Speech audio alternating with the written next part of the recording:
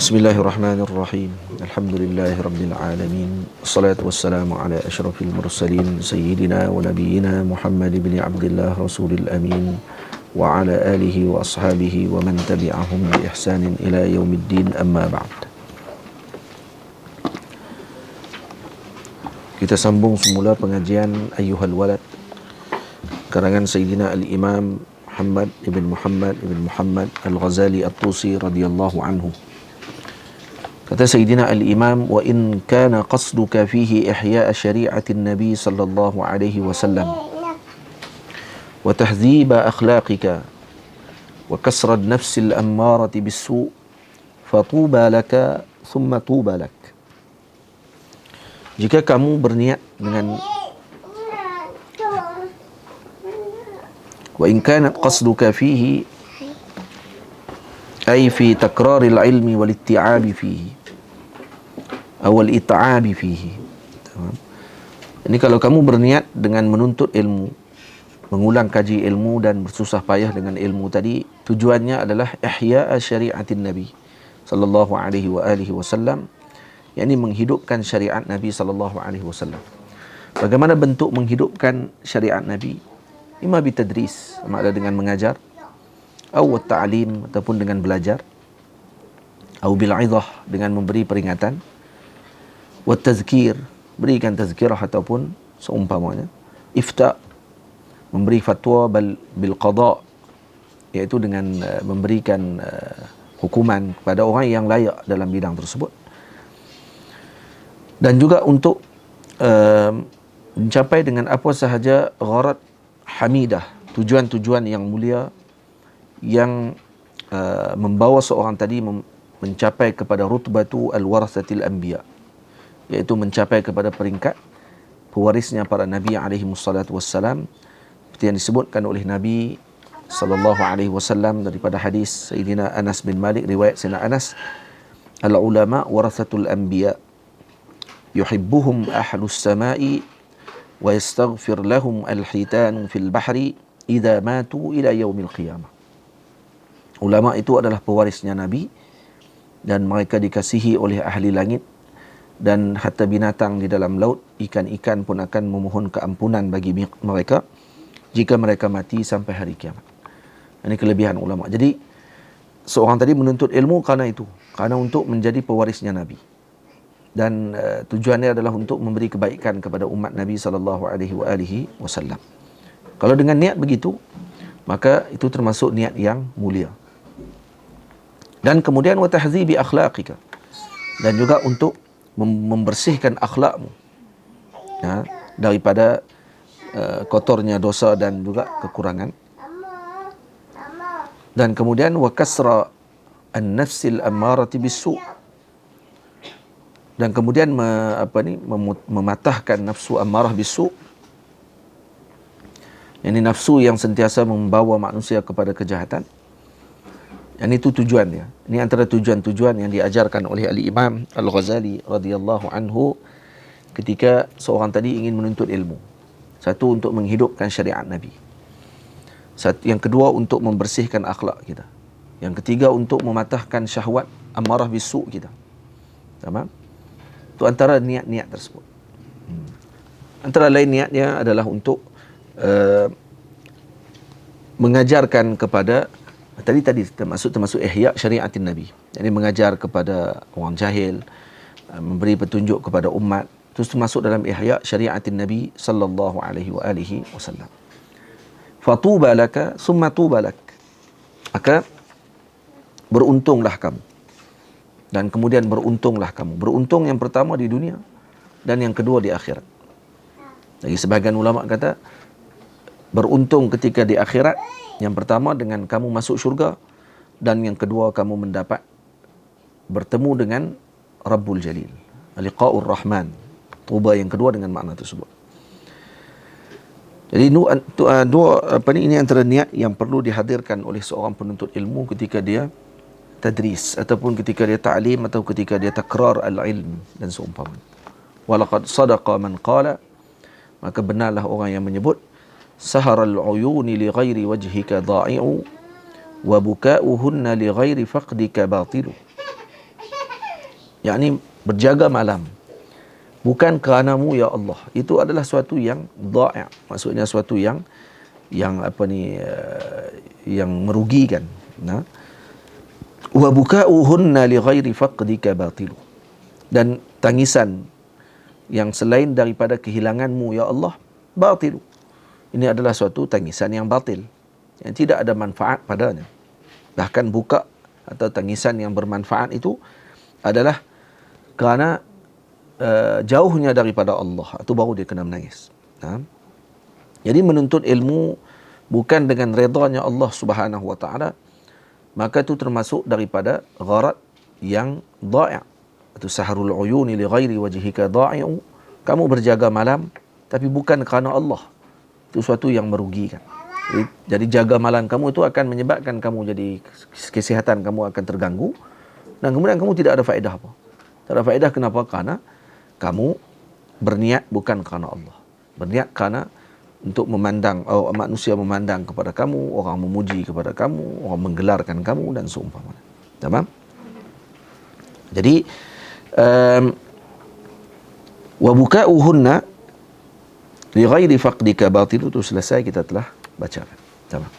Dan kemudian Al-Imam Al-Ghazali radhiyallahu taala anhu mengatakan, ayyuhal walad ish ma syi'ta fa innaka mayyitun wa ahbib man syi'ta fa innaka mufariquh wa'mal ma syi'ta fa innaka majziyun bihi.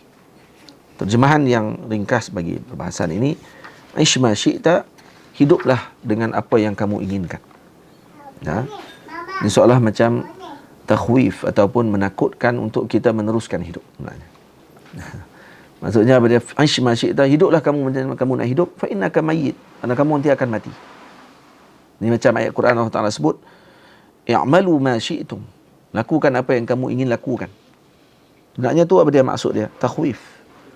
Yang ini memberi berita ancaman untuk kamu tidak berwenang-wenang dalam hidup. Faham? Karena apa ni, yang hakikah adalah ketika di akhirat nanti, yang kekal selama-lamanya. Jadi ketika kamu hidup di dunia, yani amrul hayah fi dunia, ish ma syi'ta, ay fi dunia, fa innaka mayyit, kamu akan mati selepas ini. Nah, dalam Quran Allah Ta'ala sebut innaka mayyitun. Faham? Fa innaka mayyitun, jadi maksudnya kamu akan mati dan tidak panjang masa hidup kamu. Ish ma syi'ta, hiduplah kamu sejauh mana pun, sepanjang mana pun yang kamu inginkan. Bagaimanapun kehidupan kamu, kamu akan mati. Jadi bila mana kamu akan mati, bermakna orang yang bijak yang mempersiapkan dirinya untuk mati. Apa yang dia siapkan, apa yang telah dia persediakan bagi berhadapan dengan kematian. Itu orang yang bijak. Al-kayyisu man dana nafsahu wa amila lima ba'dal maut. Ini yang beramal untuk setelah mati. Jadi itu baru orang yang bijak.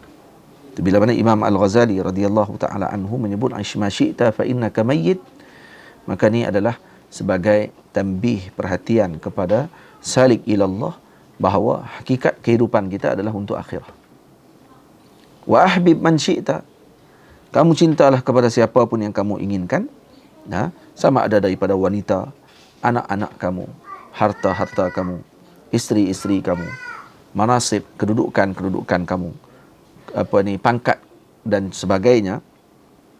Maka sukalah apa yang kamu ingin sukakan, fa innaka mufariqun, ini kerana kamu nanti akan berpisah dengan kesemuanya nanti. Fa innaka mufariquh, yakni kamu akan berpisah dengan kesemua yang kamu cintai tadi. Kamu akan berpisah dengan isteri kamu akan berpisah dengan anak-anak kamu akan berpisah dengan harta kamu akan ditinggalkan semuanya. Faham? Karena semuanya adalah yadu amanah. Semuanya adalah amanah saja yang Allah tetapkan kepada kita untuk kita menjaga amanah tersebut, atau pinjaman kepada kita, bukan milik selama-lamanya. Karena itu bukan milik kita. Jadi kalau kamu ingin cintakan dengan apa sahaja dengan dunia, maka kamu akan berpisah dengan perkara tersebut. Maka pilih kecintaan yang tidak akan berpisah daripada kamu, iaitu amal. Amal yang akan bersama dengan kamu ke dalam kubur. Nanti akan ada kisah Al-Imam Hatimul Asam, bagaimana beliau dipuji oleh gurunya Syaqiq Al-Balqi radhiyallahu ta'ala anhu, dan ketika beliau memilih amal daripada memilih sesuatu yang fani, yang akan hancur dan tidak kekal. Ahbib man syi'ta fa innaka mufariquh wa'mal ma syi'ta fa innaka majziyun bih. Buatlah apa sahaja yang kamu ingin lakukan. Buatlah apa kamu nak buat. Kamu nak ikut nafsu, silakan. Kamu nak sibuk dengan urusan kamu, silakan. Kamu nak sibuk dengan perkara yang tidak sepatutnya, silakan. Fa innaka majziyun bih. Tamam? Karena nanti kamu akan dibalas dengan dunia kamu tersebut apa yang telah kamu lakukan. Kalau baik, maka dibalas baik. Kalau buruk, dibalas buruk. Tamam? In khairan fa khairun. In syarran fa syarrun. Kalau elok-elok, kalau baik, kalau buruk, buruklah amalan tersebut. Tamam? Sebab tu setiap orang ini dalam tu Ustaz Zakwan ada kitab. Sama kitab ni kan. Boleh tengok tak? Tengok tak? Ini ada macam jatuh kitab.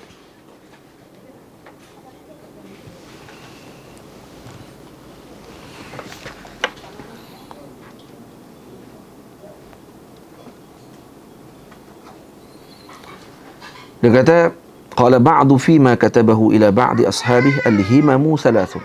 Himmah tu ada 3. Ni kata disebut di sini wa'mal ma syi'ta tu. Lakukan apa yang kamu ingin lakukan. Maka disebut pada tersebut kalau ahli hawa, maka mereka akan mengikuti nafsu. Manakala ahli syariah, maka mereka akan mengikuti Sayyidina Rasul sallallahu alaihi wasallam dan menghidupkan syariah Nabi. Dan kata sebahagian ulama, al-himamu salasun. Himmah tu ada 3. Himmatu abna'i dunya dunyahum. Himmah bagi abna' dunia adalah dunia mereka. Wa himmatu ahli al-akhirah ukhrahum. Dan himmah ahli akhirat pula adalah akhirat mereka. Tamam? Wa qadimud dunya asir. Disebut itu ya, 2 ya. Tak sebut himmah yang ketiga.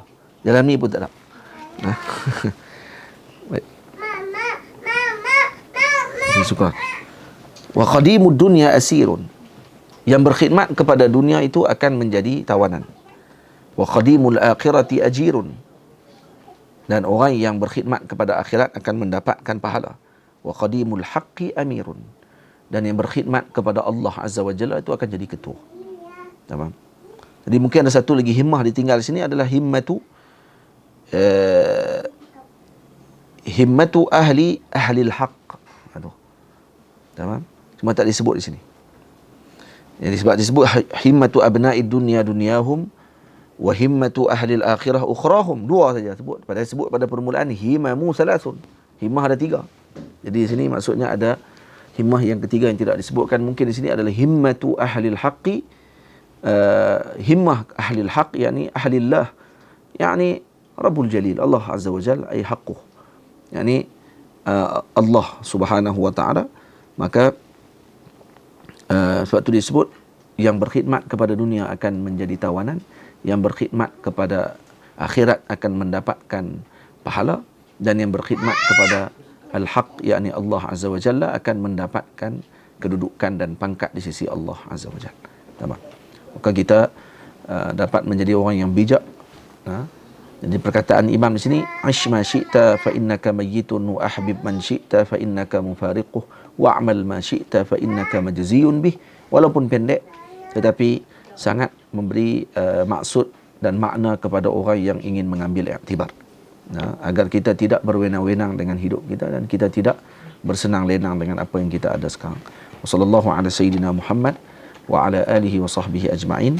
Ya, insya-Allah rezeki dan peluang kita akan sambung pada perbahasan seterusnya. Ayyuhal walad, ayyu syai'in hasiluka min tahsili ilmi al-kalam wal khilaf wat tibbi wad dawawin wal ash'ar wan nujumi wal arud wan nahwi wat tasrif ghaira tadyi'il umur bi jalali dzil jalali. Nanti akan disebutkan pada perbahasan seterusnya. Sallallahu alaihi wasallam Muhammad wa ala alihi wasahbihi ajma'in.